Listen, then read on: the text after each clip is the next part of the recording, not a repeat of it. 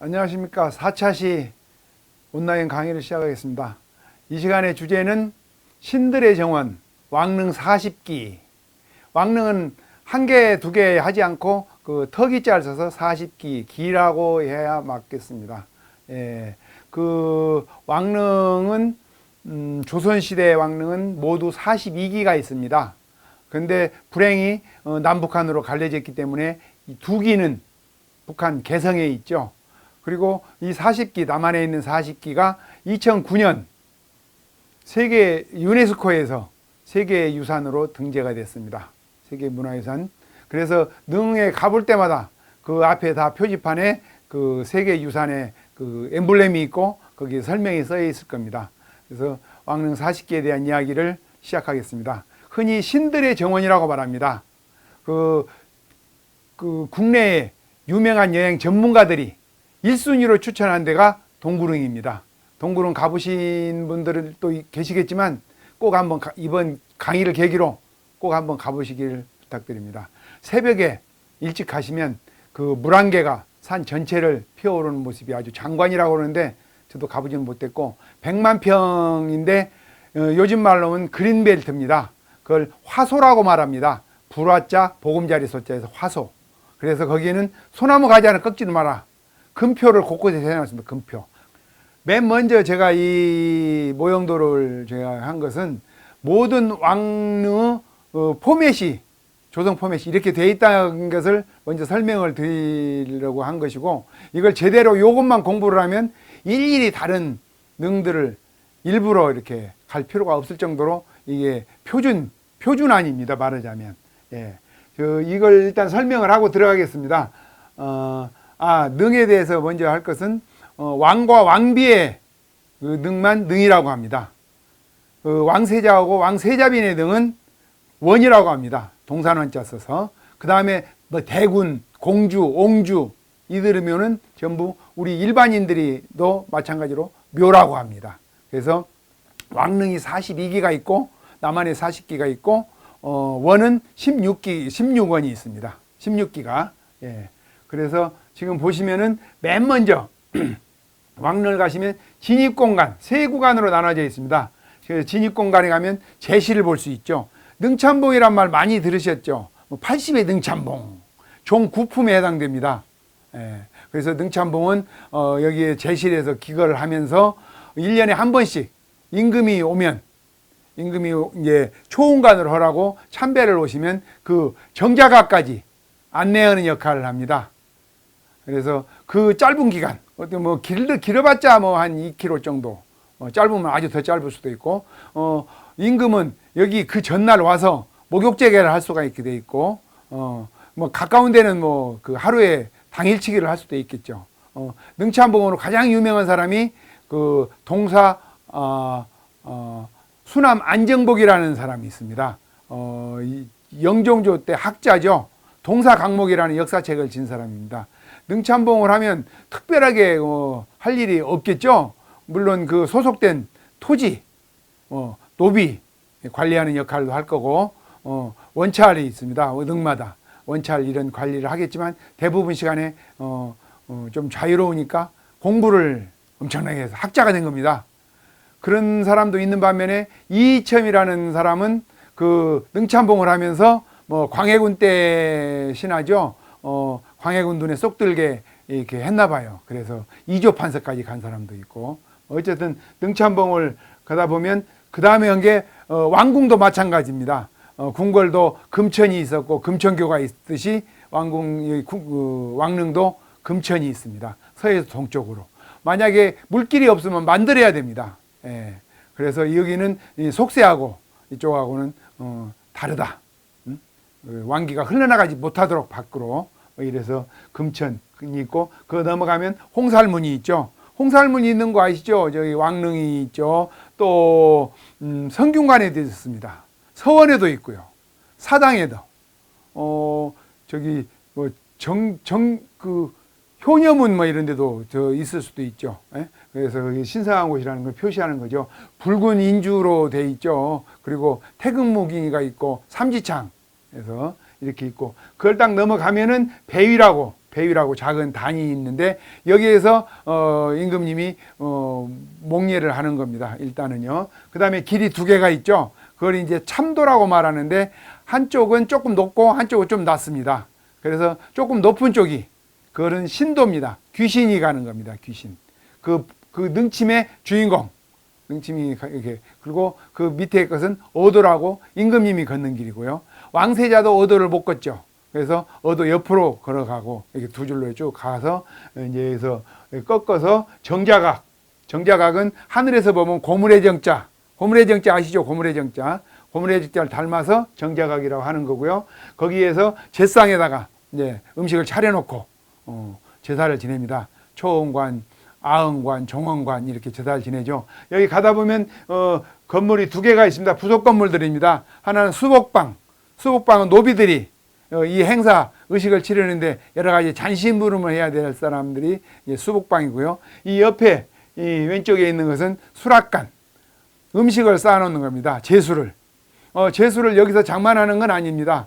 그리고 제수는 제실에서 장만을 해서 수락관에 놓고 이제 그 정자각에 있는 제상에다가 올려놓고 옮겨서 올려놓고 제사를 지내는 거죠.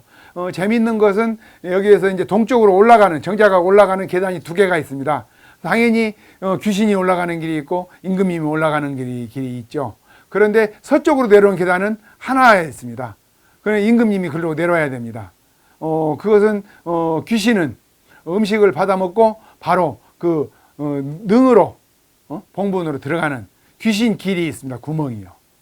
그래서 그쪽으로 쑥 들어가기 때문에 서쪽으로 내려는 계단은 없고요. 제수에 대해서도 전부 배열도가 다 이렇게 다 그려져 있습니다. 어떤 음식 다 차리는 게 다 있고요. 모든 그 왕릉에도 다 같은데 어쨌든 그게 이제 제한 공간입니다. 제한 공간에서 충문을 길게 있겠죠. 그래서 충문을 이제 불태워야죠. 불태워야 되는 게 이 서쪽 계단에 나와서 망묘이라는 데서 충문을 불태우는 곳입니다. 예. 다음에 이 옆에 그 오른쪽에 그 건물은 비각입니다. 이 능침의 주인공이 누군지, 예? 누군지 그걸 알아야 되지 않겠습니까? 그래서 이거는 비각을 혹시 이제 합장릉이라든가 쌍릉이라든가 그러면 비석이 두 개가 되어 있겠죠. 그 다음에 그 옆에 있는 게 산신석이고요. 산신령도 사실은 임금보다 더 밑에 단계입니다. 그래서 이건 재밌는 것은 정자각에서 그 사배를 할 때 봉분이 안 보입니다. 봉분을 못 보게 해놓은 겁니다. 그러니까 그 위에 그 바로 능 앞에서 참배를 하는 게 아니고 그냥 그래서 돌아간 겁니다. 서쪽 계단으로 충문만 태우고. 그런데 능 앞에 큰 돌이 있죠. 우리로 말하면 우리가 상석이라고 하고 우리는 그 상석에다가 제수를 차려놓고 성묘를 하죠. 우리는요.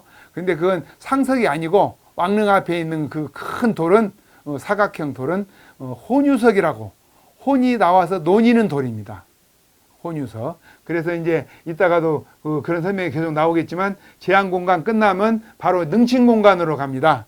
능침 공간에 능침이 있죠. 능침이 있고 그걸 능침을 감싸는 곡장, 구불곡자, 담장자, 곡장이 있습니다. 디귿자죠. 디귿자로 있고 능에는 바로 이렇게 능을 싸서 병풍석이 있고 그 앞에 난간석이 있고 또 그 능침 안에는 아무도 못 들어가야 되지만 돌로 만든 양하고 돌로 만든 호랑이가 들어가 있습니다. 호랑이는 호위무사입니다. 호위무사고 그 양은 돌로 만든 양은 채용사 역할을 한답니다. 임금님은 죽어서도 여자를 밝혀야 되는지 그 채용사 역할도 하고 깨끗한 청소하는 그런 역할을 하고 그 곡장 바로 앞에 망부석이라고 비석이 우리는 비석이라고 하죠. 비석이 있습니다. 양쪽에 그거는 왕기를 밖으로 못 나가게 이렇게 하게 돼 있고요. 다음에 여기 그 곡장 앞에도 세 계단으로 되어 있습니다. 계단이 아주 뚜렷하진 않지만 상계, 중계, 하계 계단이 있고 그 앞에 왕릉에만 있는 문석인, 문인을 대표하는 문석인, 그 다음에 무인을 대표하는 무석인, 무석인이 있고 거기에는 또 그 말이 있습니다. 돌로 만든 말, 그 문석인, 무석인을 보호하는 말이 있고 문석인은 이렇게 홀기라고 어떤 프로그램 것은 뭐 차트 뭐 이런 것을 들고 있고 무서기는 작은 단도 같은 것을 들고 있습니다. 이것은 아무리 고관 대작이라도 무석인을 설치할 수가 없습니다. 그리고 그 혼유석 앞에는 장명등이라고, 장명등 아시죠? 거기다가 촛불을 켜놓다든가 그러면은 절대로 꺼지지 않겠죠, 이게요. 바람이 불든 비가 오든 그런 장명등이 있는 게 이것이 기본 포맷이고 대부분 이렇게 되어 있습니다. 대부분. 그렇지만 이렇게 안 되어 있는 곳 또 많이 이렇게 훼손된 것도 많이 있습니다. 40기 중에는. 예를 들면 그 영월 청룡포에서 죽은 단종 임금 같은 경우는 거기다 묻은 게 장릉입니다. 장년 장자 써서 장릉인데 거기에는 이렇게 무석인도 없고 좀 아주 소홀하게 돼 있을 수밖에 없었죠. 역사에 뭐 상처긴 하지만 이런 게 능침 공간이 이렇게 세 구간으로 돼 있다는 거, 그 각각의 부속물에 대한 용어, 그리고 하나 풍수적으로 또 알아셔야 되는 게 여기는 음의 그 죽은 자의 그 명당이죠. 그런데 궁궐은 살아있는 임금의 명당이죠. 그래서 양택의 대명사가 궁궐이고 음택의 대명사는 이제 이 왕릉이죠. 그리고 사람은 죽으면 혼과 백으로 분리가 됩니다. 혼과 백으로 분리되는 것이, 혼은 어디다 모시냐면은 종묘에다 모십니다. 신의를 만해서. 그래서 그게 묘호입니다. 임금님 이름은 크게 네 가지가 있습니다. 우리가 그 초등학교 때랑 배운 게 태정태세 문단세 애성연중인명성 광인의 숙경년, 이것은 묘호입니다. 그 사당묘자죠. 종묘에 안치될 때 세종대왕이 자기 이름이 세종인지는 모르죠. 죽을 때까지. 실록을 만들 때 이 임금을 세종이라고 하자. 그래서 세종실록이 된 거고, 그 세종이 묘가 돼서 종묘 때는 세종대왕 신위, 종묘에 올 때는 그 신주에다 그렇게 쓰는 거죠. 그 다음에 또 능호도 모르죠. 임금은 자기가 죽을 때까지 내 능호가 뭔지. 임금님 능의 이름입니다. 태조 이성계 능침의 능의 이름은 건원능. 태조만 세 글자입니다. 나머지는 전부 외자죠. 세종대왕 영능, 선조는 목능, 정조는 건능, 뭐 이런 식으로 다 외자로 육능 이렇게 해서 능호가 있고, 또 시호가 있습니다. 임금이 죽을 때 시호. 시호는 사도세자 그 영화를 보셨겠지만, 내 시호는 그 자기 아들을 죽여놓고 영조가 내 시호는 사돈이라, 생각사 에도알 도자. 그래서 사도세자가, 사도가 시호죠. 이렇게 시호가 있고, 그 다음에 원래 본명, 원래 임금 되기 전에서 임금 되고 나서도 그 원래 임금 이름은 휘라고 합니다. 휘. 그래서 휘는 정조의 휘는 뭐죠? 정조의 원래 이름 이산이죠. 이산이라는 드라마 보셨죠? 그 다음에 세종대왕 이름은 이도입니다. 도. 그래서 조선 왕의 이름이 전부 외자입니다. 외자. 태조 이성계도 성계를 이름을 단으로 바꿨습니다. 아침단. 그래서 이단이 이성계의 이름입니다. 그런데 태종 이방원은 외자로 안 바꿨더라고요. 그리고 단종도 이홍위 그분도 안 바꿨어요. 근데 다 선조, 고종, 순종 전부 다 외자로 바꿨는데 왜 안 바꿨는지는 자세히 모르겠습니다. 어쨌든 그렇게 묘, 시호, 능호가 있고 원래 이름은 휘라는 거, 이런 게 있다는 걸 아시고, 동구릉입니다. 동구릉. 동구릉에는 능이, 왕릉이 몇 개가 있을까요? 구자가 9구자니까 9개가 있겠죠. 네. 맨 처음에 처음에 들어온 사람이 태조 건원능입니다. 건원능. 그 다음에 40기 왕릉을 부를 때는 보통 그 왕릉군이 있습니다. 그 동구릉 9개 있고, 다음에 서울릉 5개 있죠. 서삼릉, 파주삼릉 이렇게 있고, 다음에 나머지 능들은 어떻게 부르냐? 대부분 같이 거의 붙어 있습니다. 그래서 잘 아시겠지만 윤건능 정도는 수원에 있는 사도세자하고 정조, 다음에 여주에 있는 것은 그 세종대왕하고 효종, 영영능 이런 식으로, 헌인능은 저기 내곡동에 있는 헌능과 인능을 합쳐서 바로 인근에 있거든요. 그 다음에 태강릉, 저기 어디죠? 그 태릉 선수촌 그쪽에 있죠. 태릉과 강릉 이렇게 두 개씩 합쳐서 부릅니다. 선정릉, 영영릉, 홍유릉. 홍유릉은 고종과 순종입니다. 고종, 순종은 황제입니다. 두 분이 황제죠. 그 다음에 온능, 하나만 있는 것들이 있죠. 어쩔 수 없이 떨어져서 온능.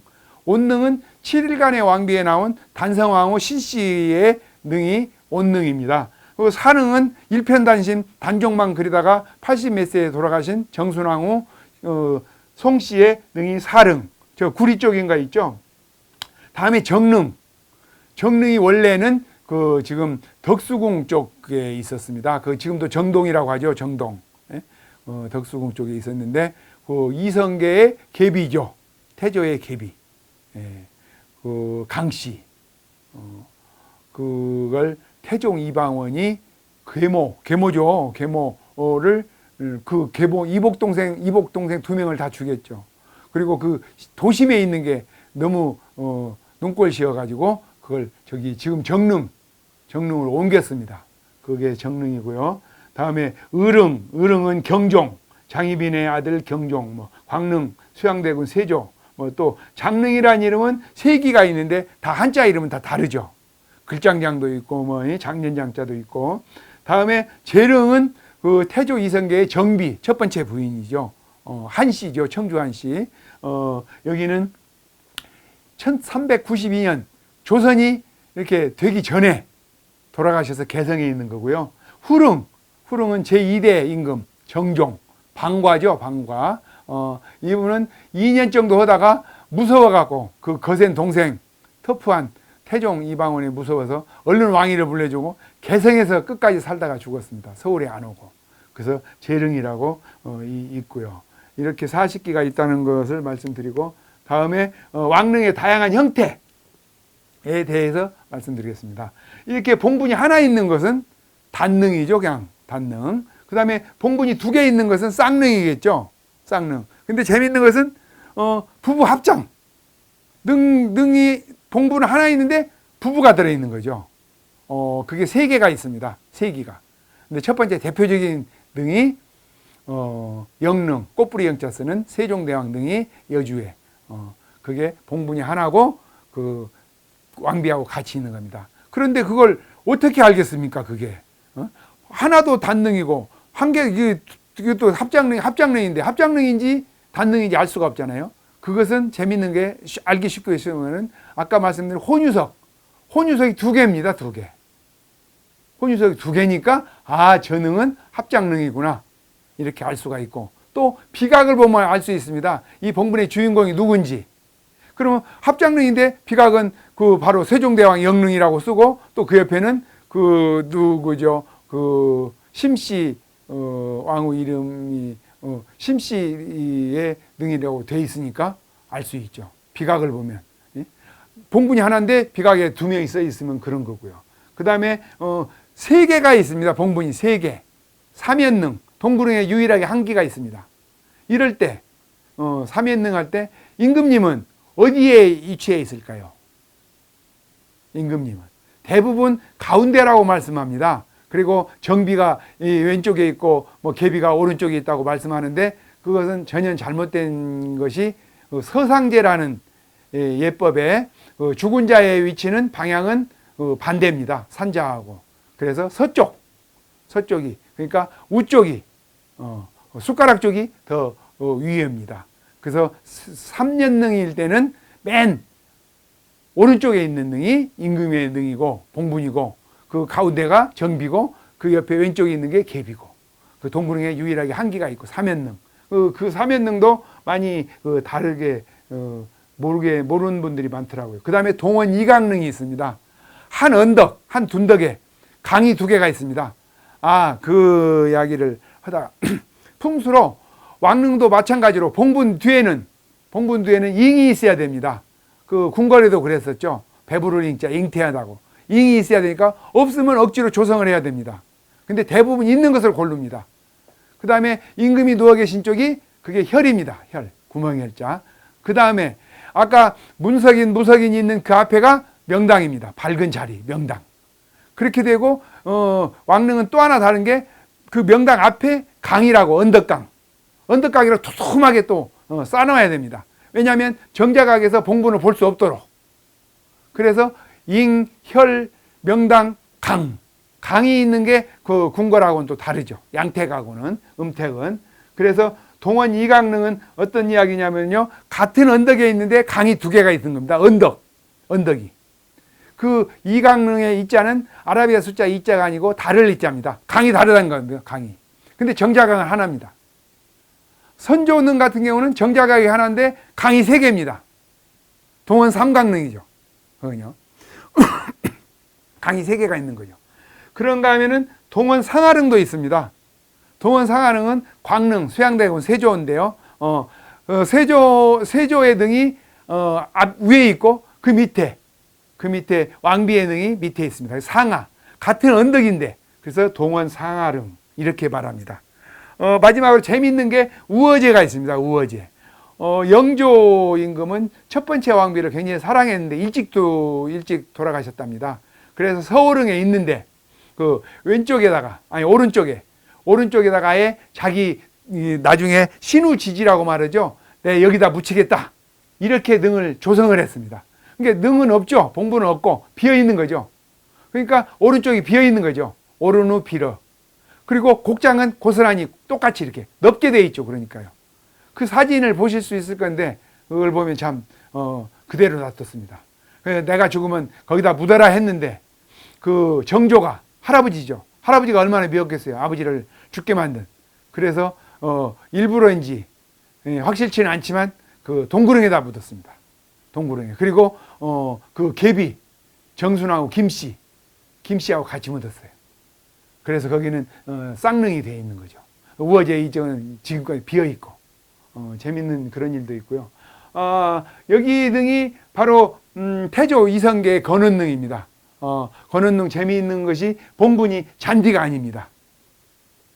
잔디가 아니고 억새풀이에요. 1년에 한 번씩 벌초를 하는데 억새풀을 깎는 그런 사진이 가끔 신문에 실립니다. 그 까닭은 왜 잔디로 안 했을까? 잔디를 사초라고 그러죠. 모든 봉분이 다 사초로 되어 있죠. 죽은 자에 까는 건 사초인데. 그런데 이방원한테 유언을 합니다. 나 죽으면은 고향 함흥 땅에 묻어달라고. 그런데 함흥 땅까지 갖고 갈 수도 없잖아요. 그래서 검암산에 동구릉에 거기다 맨 먼저 능을 조성을 했는데 아버지 그 유언이 신경이 쓰이잖아요. 어떻게 할까? 그래서 그 함흥 고향 땅에 흙과 그 억새풀이 많이 난다고 그래요. 환영이라는 동네인데 거기서 억새풀을 뜯어다가 뽑아다가 심은 거예요. 그래서 지금까지 내려온 거죠, 그게. 그래서 아버지 유언을 이 정도는 지켰다고 볼 수 있지. 충효의 나라잖아요. 1년에 한 번씩은 참배를 가야 되고. 그래서 권원릉의 봉분이 억새풀인 까닭은 그리고 흙도 그 함흥의 흙이었다고 그러고요. 다음에 아까 말씀드렸지만 능호가 지금 쭉 열개를 해놨는데 능호, 묘호, 시호, 휘 이렇게 말했잖아요. 그래서 능호를 지금 적어놓은 겁니다. 지금요. 그래서 권원릉 태조고요. 헌릉 이방원묘입니다. 영릉 세종대왕, 현릉은 문종의 묘고요. 선종은 성종, 광릉은 수양대군, 목릉은 선조, 홍릉은 고종, 요릉은 순종, 의릉은 경종, 정릉은 신덕왕후 강씨네요. 신덕왕후 강씨. 태조의 계비. 사릉은 단종의 그 정순왕후 심씨, 아니 송씨. 그다음에 온릉 단성왕후 뭐 이렇게 쭉 돼 있고요. 그래서 맨 첫 페이지에 그 왕릉의 모형도 같은 것을 제가 보여드린 것은 동구릉 9군데를 돌아다니려면 발도 아프고 도저히 뭐 너무 힘듭니다. 그러니까 대표적으로 그걸 가서 건원릉을 보시든지. 근데 건원릉은 못 올라가니까 그건 올라가려면 사전 허가를 받아야 됩니다. 근데 선조의 목릉은 누구라도 올라갈 수 있습니다. 올라가서 다 망부석도 만져볼 수도 있고 혼유석이라는 것도 볼 수도 있고 병풍석이 이렇구나 이런 것도 볼 수 있는데 세조가 잘한 일이 또 있습니다. 내가 죽거든 석실로 하지 마라. 그래서 회칠을 하기 시작했습니다. 그때부터. 회칠은 양회하고 시멘트 뭐 이런 걸로 이렇게 섞어서 하는데 이게 굳어져 버리면은 이게 돌보다도 더 강하답니다. 깨기가 그렇게 힘들게. 그래서 왜냐하면 석실 작업을 하려다 보니까 사람들도 죽어나가고 시간도 많이 걸리고 너무 그 원성이 자자하니까 세조가 나 때부터는 그렇게 하라 이렇게 했다고 그런 말이 있습니다. 다음은 아까 설명드린 겁니다. 왕릉의 기본구조 이걸 참도라고 하는데 신도하고 어도고 이 정자각이고 또 이게 홍살문이고 이런 걸 보시면 아실 거고요. 부속 건물도 대부분 설명을 했습니다. 제실, 정자각, 혼유석, 병풍석, 난간석, 망주석. 망주석을 우리말로는 비석이라고 하죠. 문석인이라고 하는데 대부분은 문인석이라고 되어 있는데 정확한 말은 문석인이요, 맞죠? 돌사람이니까요. 문관 돌사람, 뭐 무관 돌사람, 무석인 이게 맞는데 대부분의 책은 다 무인석이라고 되어 있습니다. 다음에 수락관, 비각, 수복방 뭐 이런 게 되어 있고요. 참도, 부자와 부라는 것은 이것은 한자가 쓰기가 좀 어려운 한자인데 그런 게 있을 겁니다. 왕이 여기에 누워서 주무시는 거죠. 왕비가 여기 있습니다. 예, 그래서 좌쪽에 있는 거죠. 좌쪽에 부좌. 왜냐하면 왕은 위니까 그 다음에 이렇게 있고 근데 부 이쪽 오른편에 있는 능도 있습니다. 오른쪽에 있는 거 이건 사연이 굉장히 복잡하고 세기가 있는데 그건 좀 설명을 많이 해야 되고 산신이 뭐 저기 망배위 이런 거 설명을 드린 거고요. 건원능 보시면 아까 보시면 이게 억세풀로 되어 있고요. 그래서 이것도 대부분 설명을 한 겁니다. 이혈, 명당, 강 그다음에 세종대왕 등이 조선 왕릉 중에 최고의 명당이라고 합니다. 애초에 세종은 효자였죠. 그래서 자기 장인을 외책을 배제한다고 아버지가 시몬이라는 장인을 죽였습니다. 자기 장인을 죽였는데도 말 한마디 못하고 눈물 한번 글썽 못하고 그러면서도 헌능이 조성됐는데 그 밑에 그가 땅이 좋은 땅이 아니고 물이 질척질척 나온다는데도 나는 아버지 밑에 있겠다. 그래서 거기다가 했습니다. 그런데 100년도 못 가서 그 세조의 큰아들 무슨 대군이죠? 해양대군인가? 세조의 그 큰아들이 덕종인데 추존돼서 덕종이 죽었습니다. 그 다음에 예종 둘째 아들이 됐는데 둘째 아들도 2년도 못 가서 죽었어요. 그래서 이제 성종이 이어받죠. 큰아들의 둘째 아들 자을상군이 이어받는데 너무 흉흉하니까 그리고 또 문종의 왕비 권씨가 세조의 꿈에 나타나서 뭐 침을 뭐 뱉고 욕을 했고 뭐 그래서 피부병이 뭐 걸렸고 뭐 그런 게 야사로 많이 전해지면서 오대산에 가가지고 그 뭐 문수보살을 만나서 나섰다는 말도 있고 뭐 이러잖아요. 그래서 이게 능이 세종대왕 능을 옮겨야 된다. 그래서 한 것이 지금 여주로 간 겁니다. 그리고 신륵사 아시죠? 신륵사는 원찰사입니다. 그 영릉을 보호하는 빌고 안녕을 비는 그런 게 원찰사라고 말하죠. 수원의 윤건능의 원찰사는 용주사라는 절이 있고요. 다 이렇게 절들이 다 있는데 왕릉은 조성이 그 왕궁에서부터 창덕궁에서부터 80리를 넘어가면 안 된다. 하루에 다녀올 거리야 된다. 80리. 그런데 그 지금 척도하고 달라서 지금은 10리가 4km인데 그때는 5.2km랍니다. 그런데 왕들이 풍수 공부를 밤에 과외를 받아갖고 풍수를 잘 합니다. 세조가 제일 잘 알고요. 그 다음 제일 잘하는 게 정조입니다. 정조는 아버지가 너무 안 돼서 아버지 능을 원을 옮기려고 갖고 수원을 찾았는데 80리가 넘다고 100리가 된다고 계속 신하들이 반대하는데 자기가 똥꼬집을 부려서 내가 수원이 80리라면 앞으로 수원은 80리야. 이렇게 수원 80리라는 그 속담이 생긴 겁니다. 옹고집 하는 사람을. 그래서 육릉을 거기다 건설을 했습니다. 그리고 1년에 한 번씩 참배를 갑니다. 능행차. 아주 굉장한 행렬이었답니다. 말이 막 한 800피를 가고 사람이 연 동원된 게 한 5,000명이 동원돼 갖고 그걸 작년에 서울시하고 수원시가 MOU를 맺어갖고 30억을 들여서 그 행사를 재현을 했습니다. 능행차. 그걸 반차도라고 의궤에 다 그려져 있습니다. 조금 이따 그 반차도도 볼 수 있겠지만 그런 그게 있었고 그리고 그 의궤를 보면 한강을 어떻게 넘었는지 그 긴 행렬이 또 그 수원 화성을 어떻게 지었는지 이런 게 다 거기 글과 그림으로 기록되어 있습니다. 영릉도 마찬가지입니다. 80미가 넘는다고 반대하는데 100길로 가면 충분히 갔다 올 수 있다고. 남한강이니까요. 그래서 그 영릉에다 했는데 그게 풍수용어로는 금계포란형 찾고 연화부수형 찾고 뭐 이래가지고 최고의 명당 그걸로 옮겨서 500년이 존속이 됐다. 이런 이야기가 있을 정도로 명당이라고 지금도 풍수가들은 극찬을 하고 있는 겁니다. 그리고 광릉은 세조가 왜 동구릉으로 안 갔는지 그 자기의 핏줄들 문종의 핏줄이 아니고 자기의 핏줄이 왕위를 이어받아야 되니까 자기는 포천에서 그 입구에서 광릉 그 동구릉을 감시하겠다 이런 차원으로 그 광릉을 자기가 찍었다고 점지를 했다는 말도 있고 또 자기 후손들은 전부 서울릉이라고 별도로 또 왕릉군을 이렇게 조성을 해가지고 예종 이렇게 다 그쪽에다가 능을 조성을 했다는 이야기입니다. 그래서 이런 왕릉에 대한 이야기는 에피소드가 엄청나게 많아서 이 40, 50분 동안에 말할 수도 없는데 선정릉 이야기를 하나 하자면은 그 선릉이라고 역이 있는데 그건 잘못된 역입니다. 선정릉이라고 말해야 됩니다. 그 바로 옆에 있고 어떤 데는 그 옆에 삼릉공원이라고 해놨습니다. 삼릉공원. 그것도 아주 잘못된 말입니다. 삼릉이 아니고 이릉입니다. 예. 왜냐하면 성종은 한기로 능이 선릉이고요. 그 왕비까지 있고 중종이 있는 정릉은 하나의 한 명이 있고 이게 봉분이 세 개라고 해서 삼릉이라고 했는데 그것은 아주 능을 잘 모르는 그 소치에서 나온 것이죠. 예. 그런데 임진왜란 때 침략을 받았어요. 왜군들이 선정릉을 파헤쳤어요.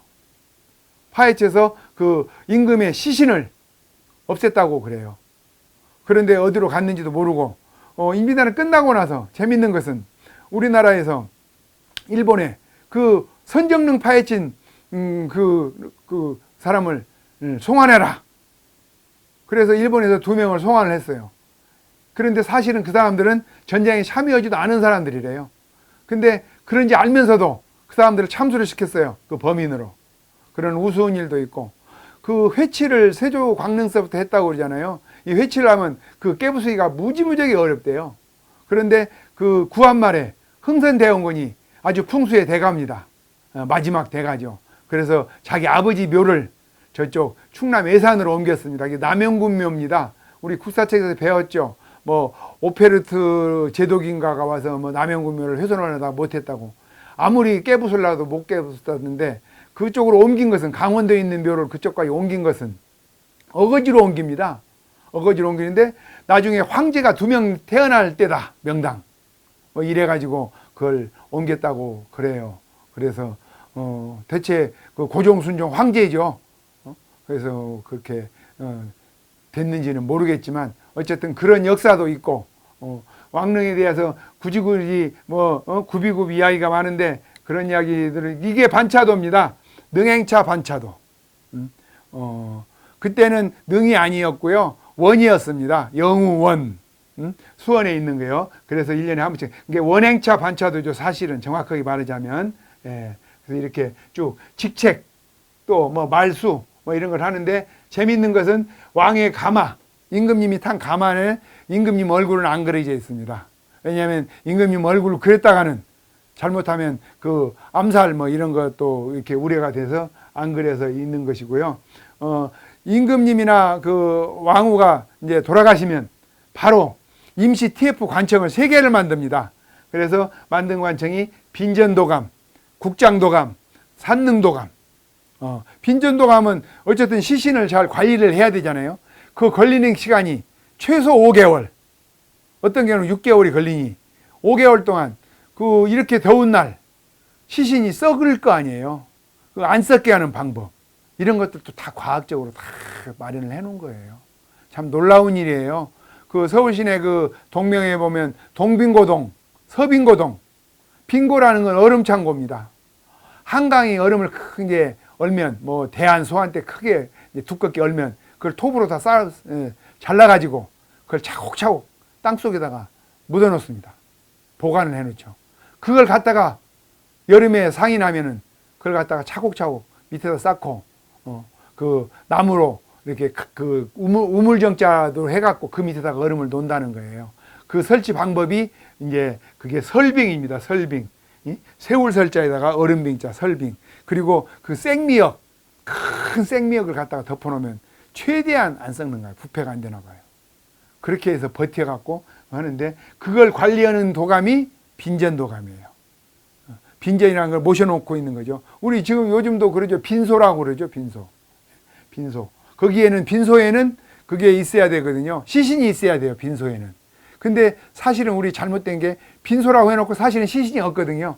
그건 그냥 영안소라고 해야 맞고 뭐 이런 것들도 용어를 잘못 쓰는 거죠. 그 다음에 국장도 가면 이거 총 지휘하는 거죠. 이게. 그래서 지휘하는 거고 산능도감 그 동구릉에 처음에 하는데 그 전국에 있는 석수 한 400명 정도를 불러 올려갖고 그 무거운 것을 그까지 올려야 되니까 그래갖고 그 돌을 다듬고 뭐 혼유석을 만들고 뭐 망부석을 하고 뭐 장명등을 하고 뭐 이런 거 해야 되잖아요. 그런데 그게 차출을 하는 거죠. 차출. 장정이라고 해서 경상도 장정, 전라도 장정, 뭐 또 목수도 와야 되고 뭐 그래서 마지막에 조성이 되면 이제 그 사람들한테 조금 보답을 해야 되는데 그 조선 시대에는 소를 못 잡게 되어 있습니다. 소 도축 금지. 근데 유일하게 왕릉이 조성됐을 때만 그걸 소를 잡아서 그 사람들한테 갈비탕 한 그릇이라도 나눠주는 거죠. 먹이는 건데. 그래서 지금도 우스갯말로 그 가장 유명한 갈비집들 아시죠? 태능갈비, 홍능갈비, 수원갈비, 뭐 이런 서울은갈비 이 갈비집들이 앞에 능 이름이 있는 것은 그때 거기에 도축장이 있어가지고 그래서 유래가 된 거다 이렇게 말이 있고요. 또 한 군데 그 도축이 허용된 것은 성균관입니다. 성균관의 그 유생들이 이제 태학생이라고 부릅니다. 태학생. 요즘으로는 대학생이죠. 대학생. 국고, 완전히 국비 장학생. 그 졸업연한도 없습니다. 성균관은. 10년도 있고 15년도 있습니다. 계속 문과, 대과 시험을 떨어진 사람들 계속 있었습니다. 먹여주고 재워주고 용돈도 주고. 얼마나 좋겠어요. 어떤 사람은 20년을 거기서 개긴 사람도 있었어요. 그래서 자기가 나중에 캠퍼스 라이프 학창시절의 이야기를 한시로 225순가를 써갖고 책이 낸 게 또 있어요. 그 한시를 번역하니까 성균관의 그 대학생들의 생활은 이랬구나. 이래서 알 수가 있고. 그래서 나온 게 그 뭐였죠? 드라마 있었죠. 성균관 유생들의 유생들의 일기인가 뭔가 드라마가 있었죠. 한 2, 3년 전에 아주 히트를 쳤던 그런 드라마도 그런 시를 다 번역을 해놓고 관련된 책을 읽으니까 나오는데 그 유학생들한테 소고기를 먹이는 겁니다. 소를 잡아서. 그래서 회화역 4호선 회화역 4번 출구 앞에가 대면거리인데 대면거리 그 앞에가 정육점들이 쭉 있었답니다. 그것이 저도 봤는데 뿌리 깊은 나무라고 드라마 있었죠. 드라마에 그 정육점들이 쭉 있더라고요. 거긴 취해법권이에요. 그래서 범인들이 막 도망다니다가 그쪽 성균관 쪽으로 들어가 버리면 그걸 그 반촌이라고 반촌에는 술락군인들이 못 들어오게 되어 있습니다. 이게 취해법권으로. 그런 재미난 이야기도 있고요. 예. 어쨌든 능행차 반차도라는 것을 한번 올해도 할지는 모르겠지만 한 번씩 볼 수도 있고 다큐멘터리에 들어보면은 그걸 축약해서 할 수도 있습니다. 1박 2일 안양 이런 데서 하루 좀 자야 됩니다. 그리고 정조가 효자라고 말씀드렸죠. 어머니 해경궁 홍씨 한갑을 마주했는데 이 능행차를 겸해서 가는데 7박 8일 동안 그 화성 행궁에서 잔치를 벌입니다. 환갑잔치를. 그래서 지금도 수원에서는 그걸 재현을 하죠. 그리고 수원의 상징 이름이 효원의 도시입니다. 효도효, 동산원. 그 수원시는 정조의 이야기로 말하자면 그 관광 상품으로 팔아먹는 거죠, 그게요. 행궁 이야기를 할게요. 행궁은 임금이 잠시 머무는 곳입니다. 잠시 머무는 걸 행궁이라고 합니다. 그래서 온천을 많이 갔죠. 세종대왕도 온천을 많이 갔는데 임금이 며칠 호텔이죠, 호텔. 온양 행궁이 있었고 저 초정예약수 거기도 행궁이 있었고 초정 행궁 또 저기 오대산에도 행궁이 있었고 근데 자취가 없습니다. 그래서 청주시에서 지금 초정 행궁을 복원을 한다고 짓고 있고요. 온양 행궁은 자취도 없는데 수원 행궁 고스란히 남아 있죠. 수원 행궁 남한산성 행궁 고스란히 남아 있습니다. 예, 그런 것이 행궁이고 가다가 먼 길을 가니까 임금이 잠깐 좀 쉬어서 휴게소가 있어야 되잖아요. 그게 행제소입니다. 행제소. 행제소가 군데군데 있었죠. 시흥에도 있었고 뭐 이렇게 뭐 초정까지 가는 데도 있었겠죠. 그러니까 행제소는 요즘으로 치면 고속도로 휴게소라고 생각하면 됩니다. 그때 뭐 커피를 드셨는지 차를 커피는 고종 때 처음 들어왔습니다. 그전에는 뭐 차를 드셨겠죠. 숭늉을 드셨거나 뭐 이런 것들이 행제소고. 자, 그래서 이 국장 3개의 도감, 이 도감이 다 의궤로 남아 있습니다. 국장 도감으로, 명성황후 국장 도감 의궤. 그래서 그거 글과 그림으로 되어 있는 것을 번역하니까 국장은 이렇게 치렀구나. 거기에 반차도가 실려 있고요. 예, 그래서 알 수 있고, 좌의정이 우의정보다 좌의정이 높습니다. 좌쪽이. 그래서 좌의정이 총지휘를 하고, 그 임금의 시신은, 왕비의 시신은 도저히 믿어지지 않지만 수의를 90벌을 입히고 또 입히고 90벌을 입히고 나서 혼이불로 쌉니다. 아마도 그것은 그 부패 방지 때문에 그러지 않았을까, 이런 이야기를 한 거고요. 다음에 혼전도감은 또 뭐냐면요, 혼전도감도 재밌습니다. 왕비가 먼저 죽으면 종묘에 들어갈 수가 없습니다. 그리고 무조건 3년상을 또 치러야 되니까. 그래서 혼전도감이라고 그 신의를 그 궁 안에 보관해 놓죠. 그리고 탈상을 하면 모실 수가 있는데 왕비 혼자 갈 수는 없죠. 왕이 죽은 다음에 왕의 3년상을 치러갖고 왕의 신의까지 같이 가야 됩니다. 그건 지금도 그렇습니다. 경찰 공동 그 묘지라고 하나요? 경찰 호국원 있잖아요. 호국원에도 그 주인공이 들어갈 수 있죠. 그런데 주인공 아내가, 부인이 죽으면 부인 먼저 갈 수가 없죠. 부인은 다른 데가 있다가 어디 뭐 납골묘 같은 데 있다가 그 주인공 그 유공 경찰관인 유공군이 죽었을 때 같이 합장을 하는 겁니다. 그거나 마찬가지로 이렇게 왕비가 돌아가시면 그건 3년 지내고 또 남편인 왕이 돌아가시고 3년 지내서 그때서 종묘에 신의로 모실 수 있다는 것을 말하는 거고요. 예. 다음에 왕릉 답사 뭐 여러 가지 길게 했는데 기억이 잘 안 남으실 건데 어떻게 해야 될까? 답사 방법. 예. 태강릉, 그 태릉 천수촌 그쪽에 태강릉에 가면 그 앞에 왕실 전시관이 있습니다. 왕릉 전시관. 이쪽에 가시면은 이 모든 왕릉에 대해 소개가 잘 돼 있고 시뮬레이션으로 왕릉 건축하는 조성하는 방법 같은 것도 되어 있습니다. 예, 그래서 맨 먼저 여기 가서 보시면은 다른 데를 굳이 안 가셔도 이렇게 된다는 말씀으로 제가 이렇게 한 거고, 요것은 지금 태강릉의 지도네요. 태강 지도고, 또 다 왕릉마다 다 홈페이지가 있습니다. 홈페이지 들어가서 보시면 되고, 또 왕릉 입구에 보면 대형 안내판 있죠. 표시 쭉 그려져 있는 그것도 보시고, 또 해설 자료들을 줍니다. 아까 말한 것처럼 한 500원 주면 산다든가, 아니면 또 거기 가면 문화해설사가 있습니다. 자원봉사하는 사람들 얼마 아주 최소한의 비용을 받고 그런 문화해설사로 같이 따라다니면은 충분히 들을 수 있고요.